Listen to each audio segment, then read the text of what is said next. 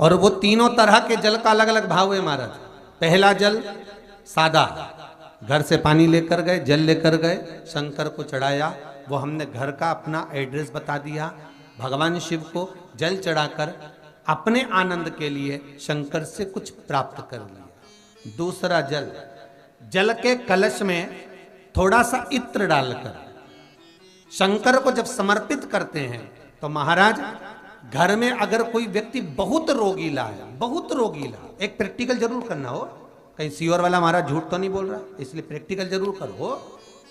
Practical करने में पीछे मत हटना, और प्रैक्टिकल करने के बाद लिख के भी भेजना कि हमने करा।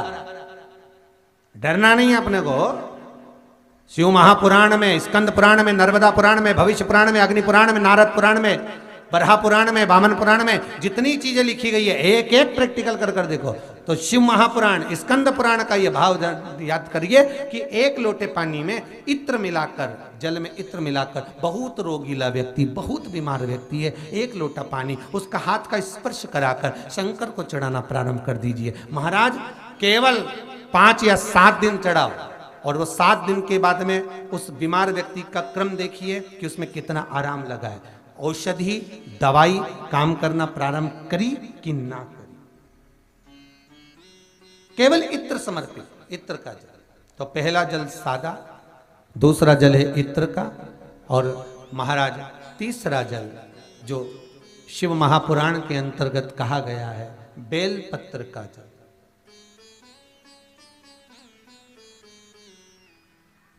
तीसरा जो जल है वो बेलपत्र का जल। बेलपत्र का जल कैसा? तो महाराज शिव महापुराण की कथा कहती है कि जल के पात्र में एक बेलपत्र अंदर डालकर उस जल के पात्र को ले जाकर शिव को समर्पित करना, अर्थात अपनी मन की कामना भगवान शंकर से कह देना। केवल बेलपत्र के माध्यम, बोलना नहीं है हमको कुछ,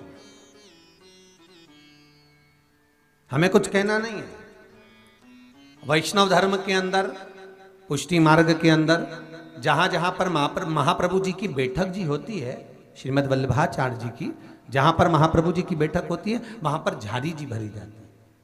तो झारी जी जो भरते हैं, जल का पात्र जो भरते हैं झारी जी, तो उसका व्याख्यान वर्णन अगर करा जाए तो झारी जी क्यों भरी जाती है, तो श्रीमद् वल्लभाचार्य जी के जो लेख है उसमें वर्णन आता है कि परम भगवदीय वैष्णव जो महाप्रभु जी की बैठक जी पर जाता है और झारी जी जो भरता है, वो झारी जी भरने का क्रम ये रहता है कि वैष्णव जीव अपने मन की बात डायरेक्ट भगवान से नहीं कह सकता, इसलिए वैष्णव क्या करता है कि यमुना जी से कहता है।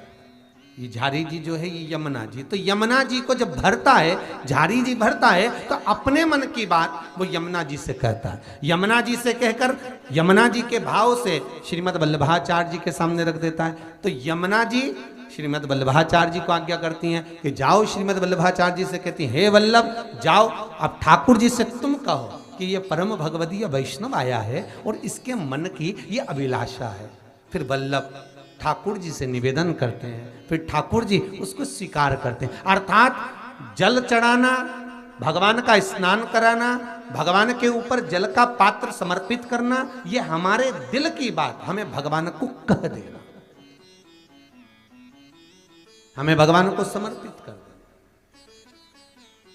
अच्छा ईमानदारी से बोलो, तुम घर में रोज भगवान नहलाती हो? जितने लोग यहाँ बैठे हैं, जो टीवी के सामने बैठे हैं, वो अपने भाव से कह देना। जितने लोग यहाँ बैठे हैं, तुम घर में भगवान को रोज नहलाते हो? अरे बोलो तो, नहलाते हो ना रोज? तुम रोज भगवान को सुलाते हो?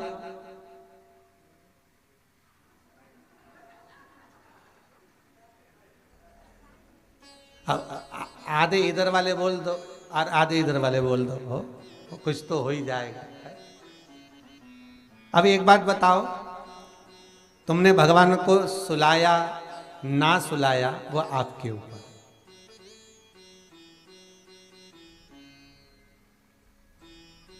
तुमने भगवान को नहलाया तो रोज ना, भले सुलाया कि नहीं सुलाया वो तुम्हारी मन की बात, पर नहलाया तो रोज ना। अब वो नारायण, वो मेरा ठाकुर, वो मेरा लाडला, वो मेरा विश्वनाथ, वो मेरा त्रिकालदर्शी, वो मेरा कैलाशी, वो मेरी भवानी माँ, वो मेरा दत्त, वो मेरा सतगुरु, वो मेरा ठाकुर, तुम उसको रोज निला रही हो। तो निलाने का भाव क्या है कि हम इतने बड़े भगवान को, त्रिलोकी के नाथ को हम स्नान नहीं करा सकते।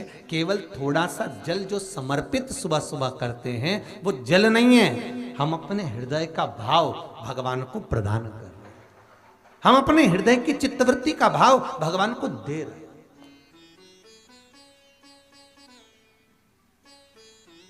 हम भगवान को वो प्रदान कर दे रहे हैं कि ये आप ले लीजिए।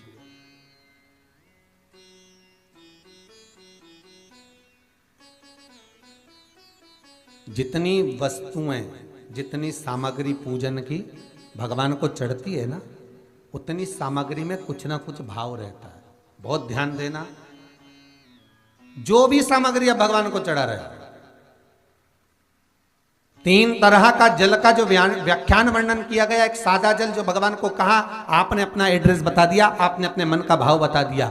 इत्र का जो जल चढ़ाया गया वो केवल रोग मुक्ति के लिए चढ़ाया गया। और तीसरा बेलपत्र, अगर उस जल में एक बेलपत्र भी पड़ी हुई है और वो बेलपत्र पड़ा हुआ जल आप जिस भाव से चढ़ा रहे हो, जिस कामना से चढ़ा रहे हो, शंकर वो कामना आपकी पूर्ण कर दे।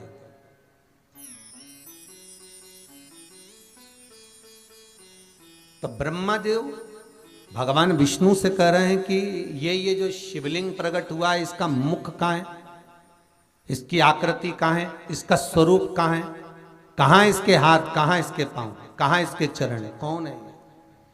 भगवान बोले तुम नहीं जान सकते ब्रह्मा, तुम नहीं जान सकते।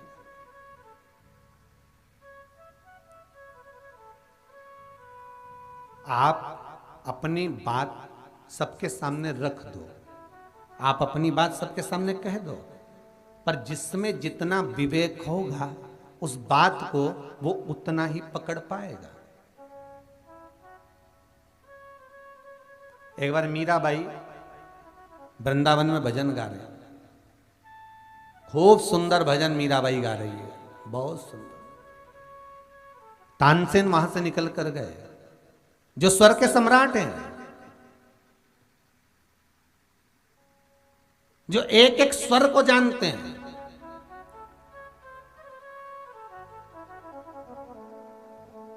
और राजघराने की शोभा बढ़ाने वाले तानसेन वहां से निकल कर गए। तो तानसेन ने देखा कि मीराबाई कुछ गा रही है, तानसेन रुक गए। और रुके तानसेन ने एक दीवार पर एक कोयला उठाकर, एक काला कोयला उठाकर लिख दिया, कृपया राग में गाएं। जितने लोग निकल कर जा रहे थे सब हंस रहे थे मीराबाई के ऊपर कि मीरा तुझे राग में गाना नहीं आता। तानसेन ने पकड़ लिया, तानसेन ने पकड़ लिया, तुझे राग में गाना नहीं आता। मीराबाई उठी, भजन गाकर जाने लगी तो पढ़ा कि कृपया राग में गाएं। मीराबाई ने कोयला उठाकर राग के आगे लिख दिया अनु। क्या लिखा है? अनु। अब वो पूरा क्या हो गया? कृपया अनुराग में गा। जब तानसेन को मालूम पड़ा कि मीराबाई ने लिख दिया है कि अनुराग में गाएं, तो तानसेन मीराबाई के पास पहुंचा। मीरा, मैं लिखा था कि तू राग में गा, तो तूने अनु लगाकर अनुराग कर दिया। मीराबाई बोली, तानसेन जी, बस आप में और मुझ में यही अंतर है। तानसेन जी, आप राजा को प्रसन्न करने के लिए, अकबर को प्रसन्न करने के लिए गाते हो, तो आपको राग की जरूरत पड़ती है। मीरा कहती है, मेरे सांवरिया को प्रसन्न करने के लिए गाती हूं, तो राग नहीं अनुराग की जरूरत पड़ती है। वहां तो प्रेम परोसा जाता है, वहां केवल स्नेह दिया जाता है। और कितना सुंदर भाव मीराबाई ने कह दिया कि भगवान को पाने के लिए तुम क्या कपड़े पहन रहे हो, भगवान को पाने के लिए क्या वस्त्र पहन रहे हो, भगवान को पाने के लिए तुम क्या आभूषण पहन रहे हो, भगवान को उससे मतलब नहीं है। भगवान को बिल्कुल मतलब नहीं है। महाराज, हम शंकर का भजन करते हैं तो हमें कौन से कलर के कपड़े पहनना चाहिए? ओ, शंकर को पाने के लिए कपड़ा बदलने की जरूरत नहीं पड़ती, शंकर को पाने के लिए वस्त्र बदलने की जरूरत नहीं पड़ती, शंकर को पाने के लिए कौन से कलर के कपड़े पहनूं कि भगवान मिल जाएं। शिव को पाने के लिए कपड़ा बदलने की जरूरत नहीं होती, शंकर को पाने के लिए कलेजा बदलने की जरूरत होती है। जब कलेजा बदलेगा शिव अपने आप मिल जाएगा, भगवान अपने आप में। नहीं तो कईयों ने कपड़े बदले। लंका का राजा रावण जब सीता का हरण करने गया तो संत का चोला पहन कर गया, कितनों ने कपड़े बदले। वो मारीच वो गया तो चोला चेंज कर